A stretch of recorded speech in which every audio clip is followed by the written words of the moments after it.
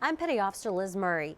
Missouri's governor has activated the National Guard to help search for survivors of a massive tornado that struck the city of Joplin Sunday night. The tornado was part of a massive storm system that ripped across the Midwest. Much of the city's south side was destroyed. We're talking churches, schools, businesses, and homes reduced to rubble.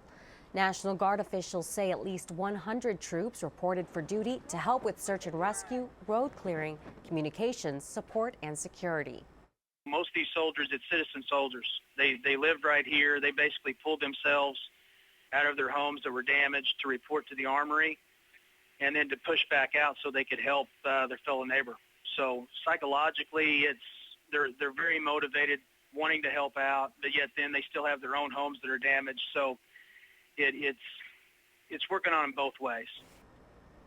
Authorities say the tornado killed at least 89 people.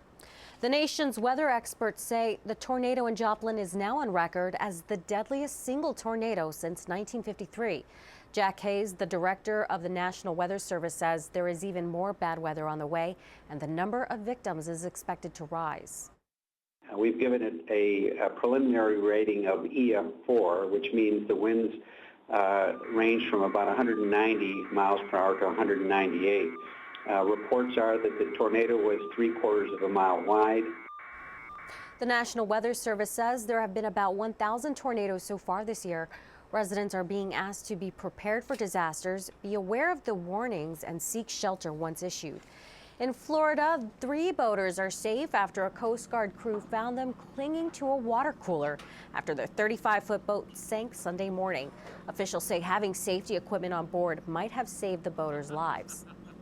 The beacon led us right to their position. We were able to respond within hours, and their life jackets helped keep them afloat. Otherwise, they would have been treading water for hours, and that's not an easy thing to do, even in the calmest of conditions.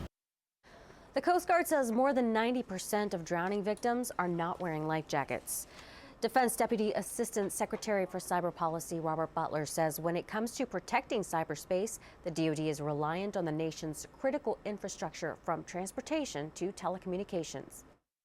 The Department of Defense has an important role, as you know, in protecting the military networks and the national security systems while providing support and technical capabilities to help protect other critical infrastructure.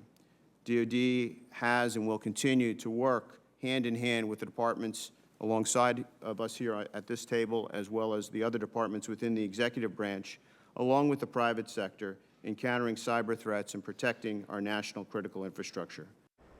Secretary Butler says threats against the U.S. continue to advance in sophistication and in persistence. Coming up ahead on Around the Services, several military bases honor fallen officers during National Police Week. But first, we head downrange where a provincial reconstruction team is busy making sure Afghans have a safe environment in which to learn.